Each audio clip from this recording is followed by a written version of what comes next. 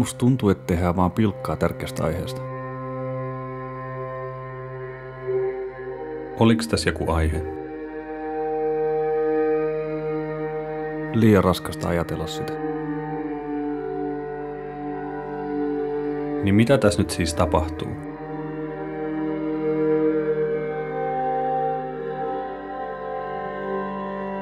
On vuosi 67. Ollaan Suomessa jostain syystä. Joku festari. Puhutaan myös suomea. Sitäkään ei ole selitetty. Tässä otetaan aikamatkustamista.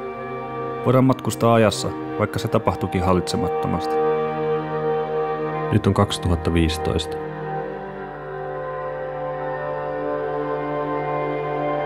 Nyt on 2515.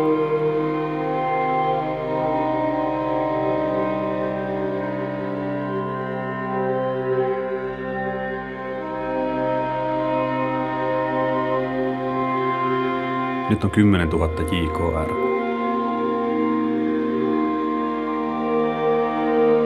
Vai onks tää sittenkin 10 000 EKR? Tää on liian monimutkaista.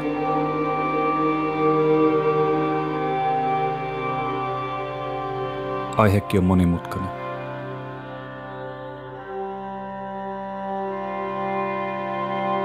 Eiks me voitais vaan puhua suoraan siitä ilmastonmuutoksesta? Faktoja. Tai kirjoittaa edes joku biisi.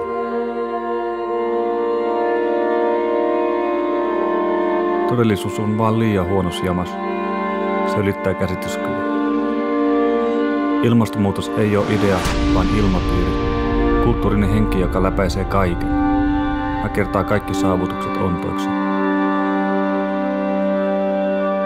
Raskas, paksu, musta pilvi, missä on.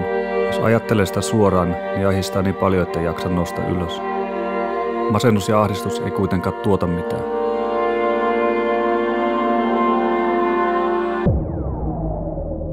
Korkeintaan klikkaa syyllistyksissä Greenpeacelle Femma jämmerelliseen mediastunttiin. Suru biosfäärin tuhosta ja meidän tuhosta läpäisee kaiken.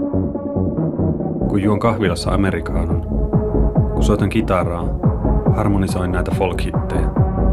Siitä on aina 5% surua. Onko tietoinen vääjäämättömästä tuhosta silloinkin, kun ajattelee jotain muuta ja luulen unohtaneeni? Onko ilmastoajattelu kuolema-ajattelu?